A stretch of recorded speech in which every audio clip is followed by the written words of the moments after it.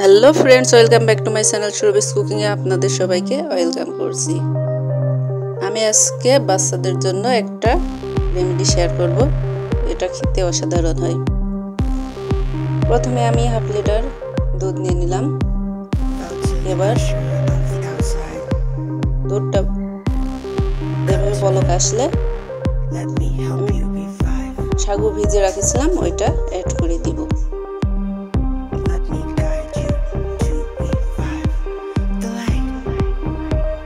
সাগুটা add করে দিয়ে একটু রান্না করে নিতে হবে।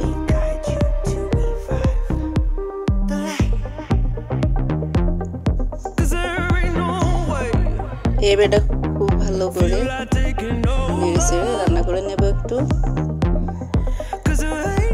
রান্না করা আমার হয়ে গিয়েছে। এবার আমি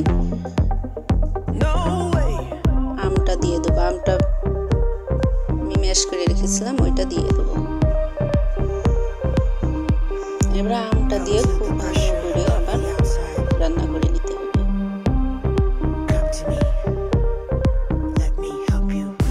এবার আমি 1 টেবিল চামচ চিনি অ্যাড করে দিলাম। যেহেতু আমটা খুব মিষ্টি আম, সেই কারণে আমি 1 টেবিল চামচ চিনি অ্যাড করে দিলাম। আমটা অতটা মিষ্টি না হলে আপনারা একটু বাড়িয়ে দিতে হবে।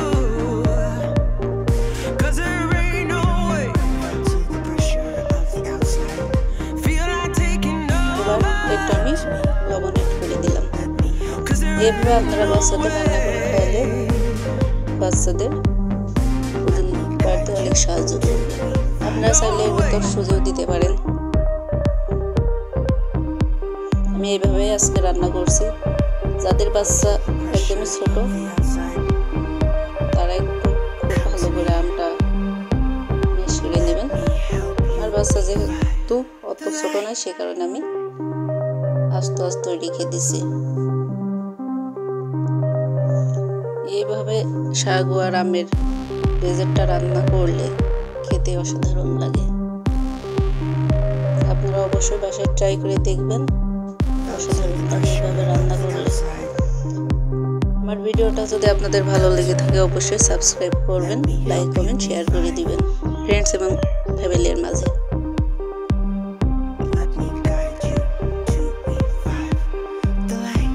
এইভাবে আমি রান্না করে নিয়েছি। আমার রান্না হয়ে গেছে। এবার আমি উঠিয়ে দেখাচ্ছি। এইভাবে হলে আপনারা নামিয়ে ফেলবেন।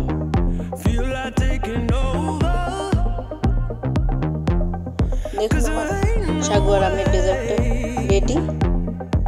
দেখতে এমন হয়েছে।